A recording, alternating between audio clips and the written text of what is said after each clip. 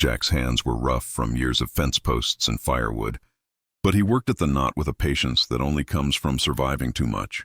Whoever tied that sack did it with hate. It took 3 whole minutes to undo, each second stretching out like a lifetime. When the sack finally dropped, what he saw wasn't a curse or a monster. It was 19 years of someone else's cruelty, written in bruises and silence. Jack didn't ask her name, didn't ask where she came from or what hell she'd been through. He just helped her up onto his horse, gentle as he could, and rode slow back to the cabin. The ride was quiet, but not the kind of quiet that feels awkward. It was the silence of 2 people, who both knew what it meant to see too much and say too little. Back at the ranch, Jack poured her a tin cup of water. She drank it like it hurt, but she didn't spill a drop. He boiled a potato, left her the bigger half, didn't say why, didn't need to. She sat near the fire, wrapped in one of his old blankets, not speaking for nearly 20 minutes. Jack didn't push. Out here, pushing never helped anyone open up, not in a place where secrets are as common as dust. Finally, she looked at him, her voice soft and almost lost in the crackle of the fire. They said if a man looked too long, he'd get cursed. Jack didn't blink. Doesn't sound like a curse, sounds like cowards. She managed a small, crooked smile. It wasn't much, but it was something. That night, the wind outside rattled the windows. But inside, the silence was different. It was the kind that settles in when 2 people realize they're both still standing. Even after everything, Jack didn't know what would come next. He didn't know if she'd stay or run, or if the people who left her out there would come looking. But for that moment, there was a fragile peace, one that felt like it could break at any second. But for now, it held.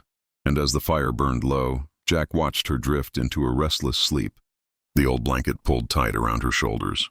He wondered what kind of world could do this to someone, and what kind of man he'd have to be to make sure it never happened again.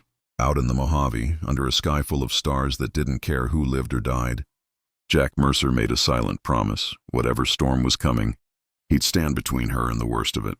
But as the night deepened and the wind howled, Jack knew one thing for sure. This was only the beginning. And in Ridge Arrest, beginnings were never simple. Whispers and warnings. Morning in Ridge Arrest didn't bring comfort. The sun rose hard and bright, burning away the shadows, but not the unease. Jack Mercer woke to the sound of silence, the kind that settles in after something's gone wrong. He found the girl outside, hanging his shirts on the line, her movements careful and deliberate. She wasn't asking to stay, but she wasn't asking to leave either. There was a quiet strength in the way she moved, as if she'd decided that survival was its own kind of rebellion. But in a town like Ridge Arrest, nothing stays secret for long. By midday, the saloon was buzzing. Stories spread like wildfire, each one wilder than the last. Some said the girl was Comanche, a runaway from a tribe with old scores to settle. Others whispered she was a witch, cursed to wander the desert until someone brave enough took her in. One old drunk claimed she was a ghost Jack had dug up and fallen in love with, a spirit come to haunt his lonely ranch. Jack didn't care what they thought. He had fences to mend, a horse with a limp, and now a girl with rope burns who flinched every time he coughed too loud. He kept his head down, working through the day, but he could feel the weight of the town's eyes on his back. Out here, kindness was rare, and suspicion was as common as dust. People didn't like what they couldn't explain, and Jack knew it wouldn't be long before someone came looking for answers. That evening, as the sun bled out behind the hills, the quiet broke. 2 men on horseback rode up the south road, their silhouettes sharp against the dying light. They didn't wave, didn't smile, just sat there, staring at the house like it owed them something. Jack stepped onto the porch, his shotgun still hanging on the rack above the door, a silent warning that he wasn't in the mood for trouble. Inside, the girl went still. Her hands shook, eyes wide and unblinking, like she recognized the scent of these men before she even saw their faces. Jack didn't know them, but he knew their type. Too clean for ranch hands, too quiet for travelers. They sat their saddles like men who thought they owned whatever they looked at, the kind who measured their worth by what they could take. The taller one tipped his hat, voice flat and cold. "Looking for a girl," he said. "Red hair. Where's the sack?" Jack didn't blink. "Haven't seen her." The other one laughed, low and mean. "She limps a little. Pretty if you can get past the silence." Inside, the girl was holding her breath, hands gripping the edge of the table like it might float her away, if she squeezed hard enough. Jack stepped down off the porch, calm as a man who's seen too much to be rattled. "She ain't here." You can ride on. The first man's eyes narrowed. She ain't yours to keep now. That was it. Jack's voice dropped low and steady, but it hit like thunder. She ain't anyone's to keep. She's not cattle. She's not property. She's a person. The men didn't push further, not yet. They turned their horses and rode off. But the way they looked back told Jack everything he needed to know. They weren't done. Trouble had a way of circling back in Ridgerest, and Jack could feel the storm building on the horizon. That night, the girl didn't cry. She didn't speak. She just sat by the fire, holding a hawk feather she'd found near the fence that morning. Funny thing about feathers, they always show up after storms, a sign that something survived. She looked at Jack, her voice barely more than a breath. They'll come back. Jack nodded. Maybe. The next morning, she wasn't hiding. She walked the fence line in Jack's old boots, shirt tucked in like she belonged. When Jack asked if she wanted to stay, she didn't say yes. She just said, "I'm tired of running." There was a finality in her words, a quiet strength that made Jack believe she meant it. But word in Ridgerest moved faster than a rattler in dry brush. By sundown, everyone knew Jack had taken in a girl with rope burns and haunted eyes. Some folks whispered, some stared, but no one offered help. Out here, people watched from a distance, waiting to see which way the wind would blow. Jack didn't care. He had his own code, and it didn't leave room for cowards, or men who thought they could own another person. He kept working, kept watching, and kept the shotgun close. Because in Ridgerest, kindness was a risk, and Jack Mercer was about to find out just how much it could cost. But that wasn't the end of it. The real trouble was still coming, and when it arrived, it would test everything Jack thought he knew about mercy, justice, and the price of doing what's right. The storm gathers. The days that followed were heavy with a tension that never quite left the air. Jack tried to keep the ranch running as usual, but every sound seemed sharper, every shadow a little longer. The girl, still nameless, moved through her chores with a quiet determination. She fixed what she could, mended what was broken, and never asked for more than a place to sleep and a little food. Jack watched her trying to piece together the story she wouldn't tell. He saw the way she flinched at sudden noises, the way her eyes darted to the door whenever a horse passed on the road. She was always listening, always waiting for the sound of hooves that meant her past had caught up. Jack tried to give her space, tried to let her heal in her own time. But the world outside wasn't so patient. In Ridgerest, rumors grew like weeds. The saloon talk had turned mean, twisting her story into something ugly. Some said she was cursed, that anyone who helped her would suffer the same fate. Others claimed she was a thief, running from a crime too terrible to name. Jack ignored them all. He'd seen enough to know that the truth was rarely as simple as the stories people told. But even Jack couldn't ignore the feeling that something was coming. The air was thick with it, a tension that made the horses restless and the dogs bark at shadows. He started sleeping with the shotgun closer, listening for footsteps in the night. The girl slept lightly, never fully at ease, her dreams haunted by things she wouldn't speak of. On the third night, the trouble finally arrived. Not 2 men this time, but 4. They came without lanterns, without greetings, just the slow, deliberate sound of hooves crunching gravel in the dark. Jack heard them before they reached the gate. Years of sleeping with one ear open had taught him to recognize the rhythm of danger. He stepped outside, shotgun in hand but not raised. He didn't need to threaten, not yet. The leader, the same tall man from before, dismounted first. Grant Teller. That name had drifted through border towns for years, always attached to stories of girls gone missing. Cards marked, whiskey debts unpaid. Grant spit in the dirt, his eyes cold and empty. "She belongs to the man who paid," he said, voice flat as a gravestone. Jack didn't flinch. "She's not property." The words hung in the air, heavy and final. Grant stepped forward, his boots kicking up dust. "She's a curse inside." The girl heard every word, but this time she didn't hide.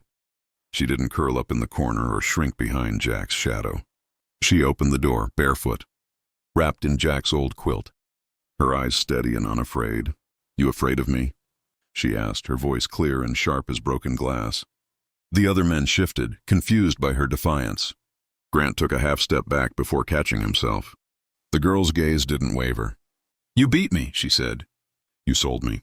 You left me in the dirt, said I'd bring ruin. But look who's shaking now." Jack raised the shotgun, his movements calm as sunrise.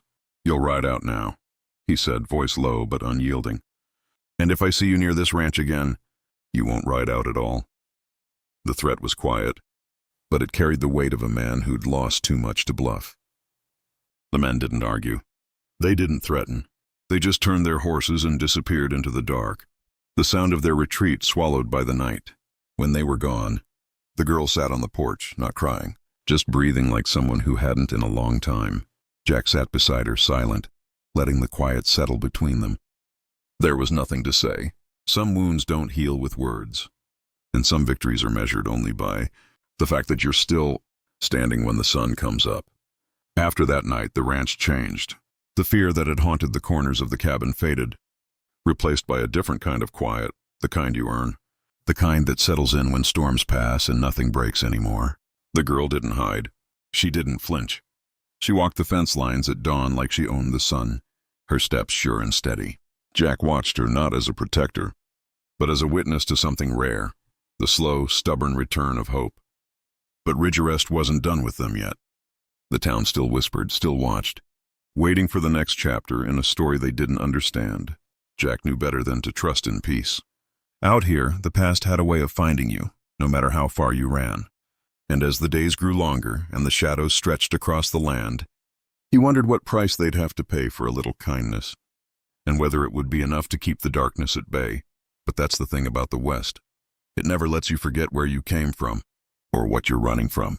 And for Jack Mercer and the girl with no name, the hardest part of their story was still waiting just beyond the horizon, quiet after the storm.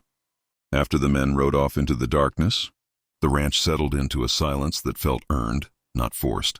It was the kind of quiet that comes only after a storm, when the world holds its breath and waits to see what's left standing. Jack and the girl sat on the porch, side by side, the night air cool against their skin. Neither spoke. There was nothing left to say, not after what they'd faced together. Sometimes the deepest understanding is found in silence. The next morning, the sun rose over Ridge Arrest with a gentleness that felt almost out of place.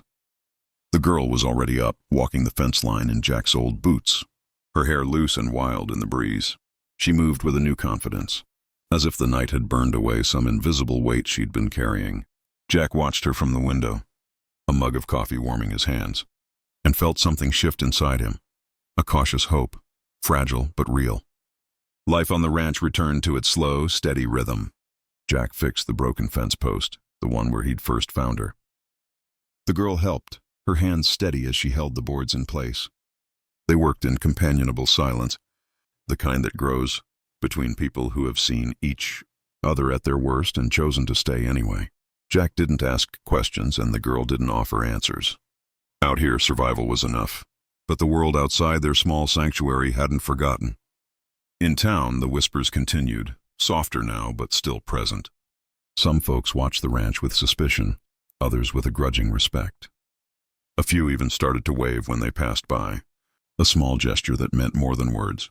The saloon talk shifted too. The stories grew less wild, less cruel.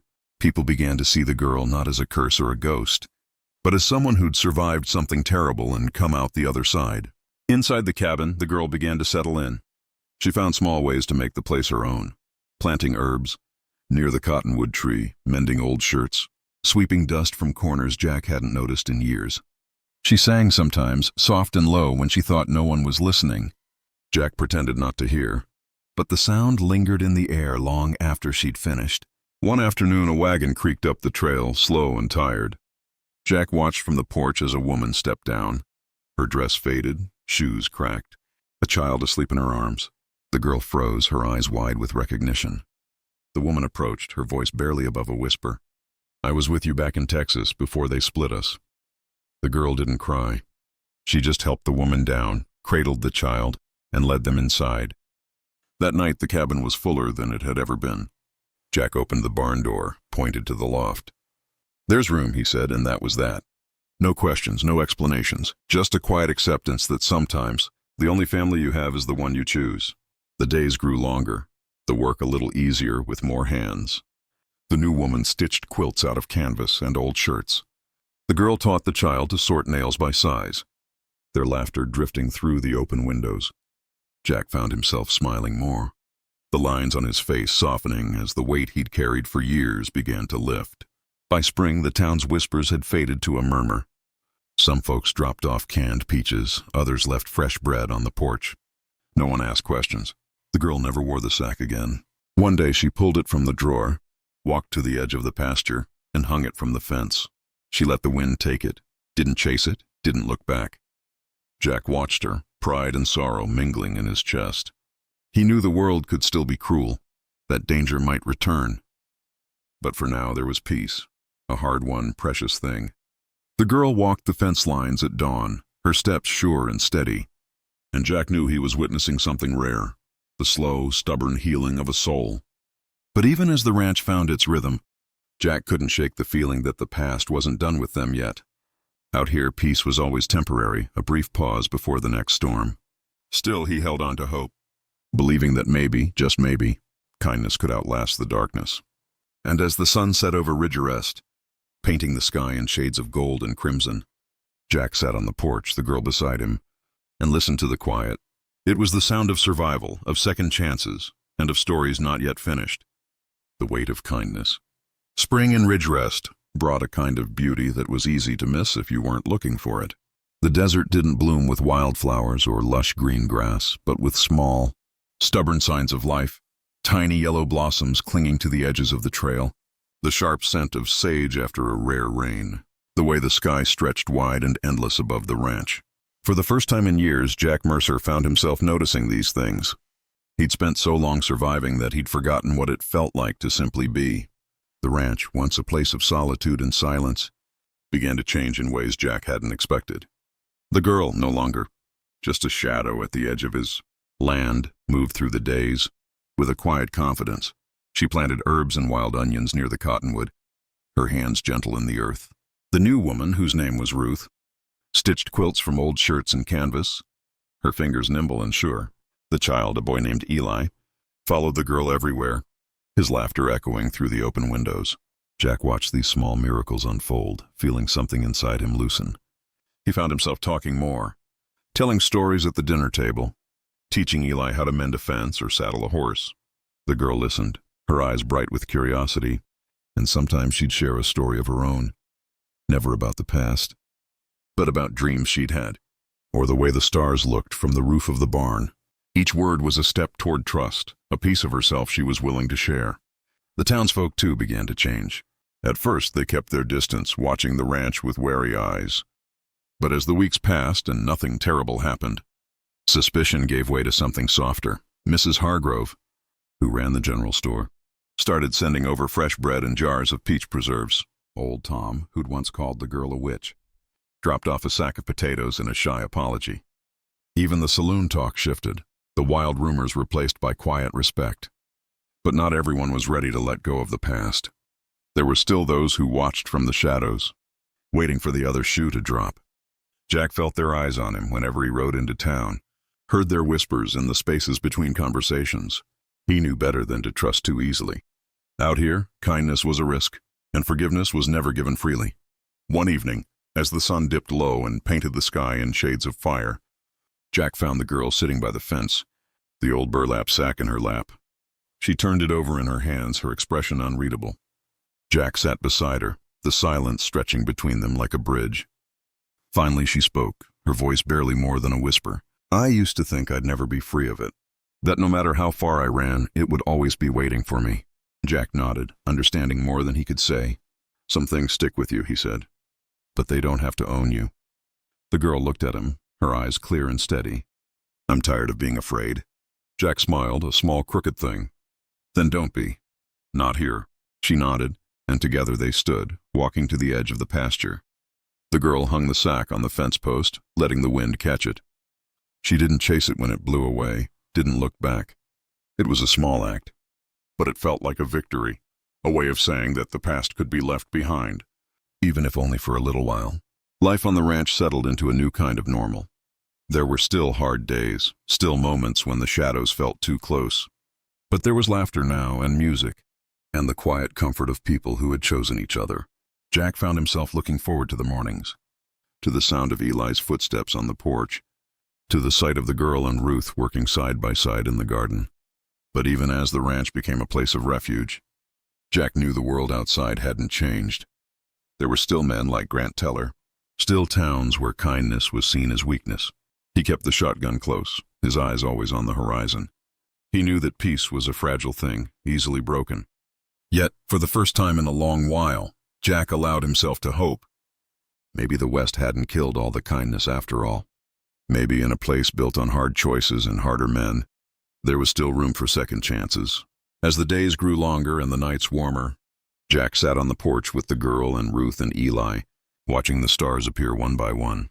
He listened to their laughter, felt the weight of the past grow lighter, and wondered what the future might hold. Out here, under the endless sky, anything seemed possible. But Jack knew better than to let his guard down completely. The past had a way of finding you, no matter how far you ran. And as the wind carried the last of the burlap sack across the fields, he promised himself that whatever storms might come, he'd stand between his new family and the darkness, no matter the cost. The echoes of survival. Summer deepened in ridge arrest, and with it came a sense of uneasy peace. The days stretched long and golden, the air thick with the scent of sage and sun-baked earth. On the ranch, life settled into a rhythm that felt almost ordinary. Chores in the morning, laughter at midday, quiet moments by the fire as dusk crept in. But beneath the surface, the scars of what had come before lingered, shaping every choice, every glance, every heartbeat. The girl, once a silent shadow, had become a part of the land itself. She moved with purpose, her hands skilled and sure as she tended the garden or mended a broken hinge. Ruth and Eli followed her lead, their small family growing stronger with each passing day.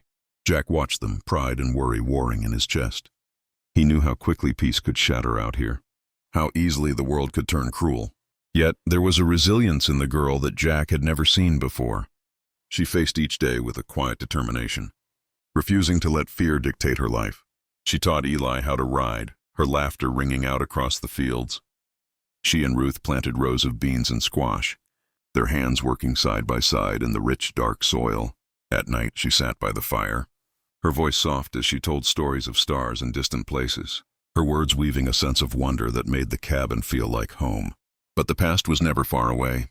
Sometimes Jack would catch the girl staring out at the horizon, her eyes distant, her shoulders tense. He knew she was listening for the sound of hooves, for the return of men like Grant Teller. He kept the shotgun close, his senses sharp, always ready for trouble. The memory of that night, the confrontation, the threats, the fear, hung over them like a storm cloud, a reminder that safety was never guaranteed. Still, the ranch became a place of quiet refuge, a sanctuary for those who had nowhere else to go. Word spread slowly through Ridge Arrest and beyond. A drifter stopped by asking for water and a place to rest. Jack let him stay the night, no questions asked. A widow from the next town over brought her 2 daughters, seeking shelter from a world that had turned its back on her. The girl welcomed them, her kindness a balm for wounds that ran deep. The townsfolk, once wary and suspicious, began to see the ranch in a new light. They brought gifts, fresh eggs, a bolt of cloth, a basket of apples. They offered help with the harvest, shared news of the outside world. The old stories faded, replaced by new ones.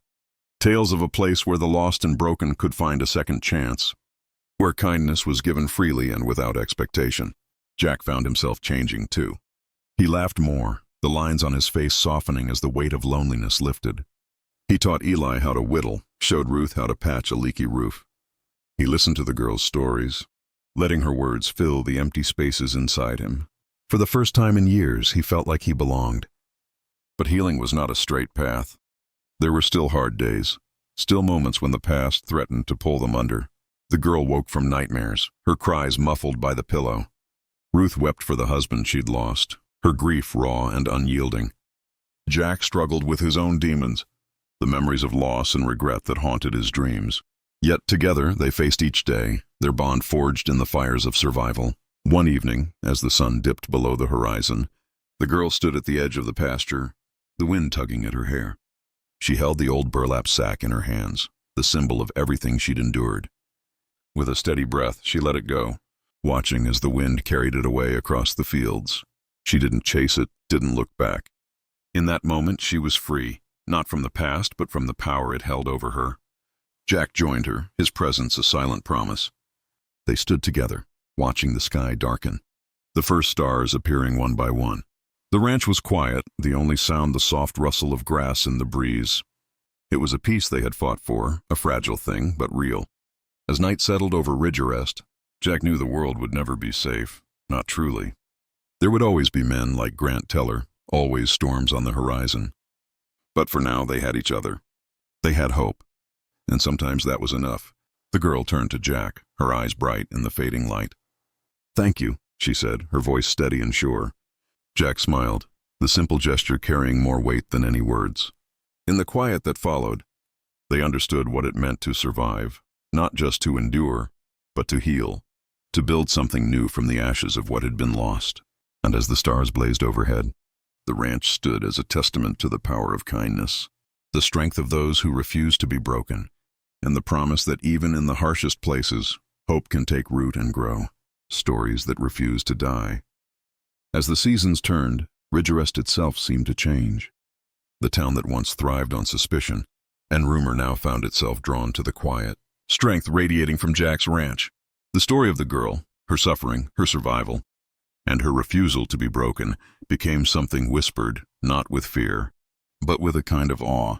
Folks who'd once crossed the street to avoid Jack now tipped their hats, their eyes softer, their words less sharp. The ranch, once a lonely outpost on the edge of nowhere, became a place where stories gathered like dust in the corners. Each person who found their way there brought their own scars, their own secrets. Ruth, with her gentle hands and quiet grief, became a mother to more than just Eli. The widow from the next town over, her daughters clinging to her skirts, found work and laughter in the kitchen. The drifter who'd arrived with nothing but a battered hat and a haunted look in, his eyes stayed on, fixing fences and teaching Eli how to play cards. The girl who had once been little more than a rumor herself became the heart of it all. She moved through the days with a grace that belied her past, her laughter ringing out across the fields. She taught the children how to read, her voice patient and kind. She sang as she worked, her songs weaving through the air like a promise that the worst was behind them. Yet, there were still moments when the old fear crept in, when a stranger rode up the road, or a shadow passed too close to the window. But each time she stood a little taller, her eyes a little brighter, her resolve a little stronger. Jack watched all of this with a quiet pride. He saw how the ranch had become more than just a patch of land. It was a refuge, a place where the broken could mend. He saw how the girl, once so lost and afraid, had become a beacon for others. And he saw how the town, slow and stubborn as it was, began to change in response. The old stories faded, replaced by new ones, tales of kindness, of second chances, of the power of standing together against the darkness. But stories, Jack knew, were never just about the past. They were warnings, lessons, and sometimes they were the only thing that kept a person going when the world turned cold. He made it a habit to sit with the children at night, telling them tales of the West, not just the ones filled with gunfights and gold, but the quieter stories, the ones about people who refused to give up, who found hope in the unlikeliest places. The girl would listen, sometimes adding her own memories, her voice weaving new threads into the fabric of their shared life. One evening, as the fire crackled and the stars blinked awake, the girl told a story of her own. She spoke of a time before the sack, before the fear, when she'd believed the world was a place of wonder. She spoke of her mother's laughter, of the way her father would lift her high above his head and spin her until she was dizzy with joy. She spoke of loss, of pain, of the long road that had brought her to Jack's ranch. And then she spoke of hope, of the moment she realized that survival was not just about enduring, but about finding the courage to trust again. The room was silent when she finished, the only sound the soft crackle of the fire. Jack looked at her, his eyes shining with unshed tears. He understood in that moment that the stories they told were not just for the children or for the newcomers, but for themselves. They were reminders that the past did not have to define the future, that even the deepest wounds could heal if given time and care. As the days passed, the ranch continued to grow. More people arrived, drawn by the promise of safety and the chance to start over. Some stayed, others moved on, but all left their mark. The girl kept a journal, filling its pages with the names and stories of those who passed through. She wrote of their struggles, their triumphs, their quiet acts of bravery. She wrote of Jack, of Ruth, of Eli, and of herself, not as victims, but as survivors, as builders of something new. The townsfolk, too, began to share their own stories. They spoke of hardships and heartbreak, of moments when they'd nearly given up. They spoke of the girl, of the way her presence had changed them, made them believe in the possibility of redemption.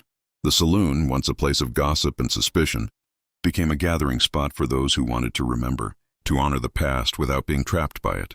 Yet even as the ranch flourished, Jack never forgot the lessons of the past. He kept the shotgun close, his eyes always on the horizon.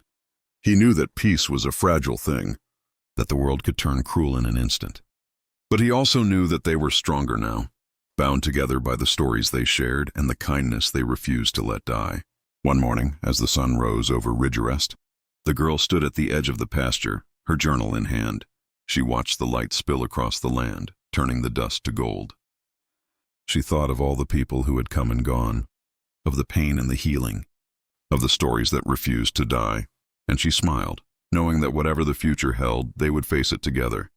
Because out here, in the wild heart of the West, survival was not just about enduring the darkness.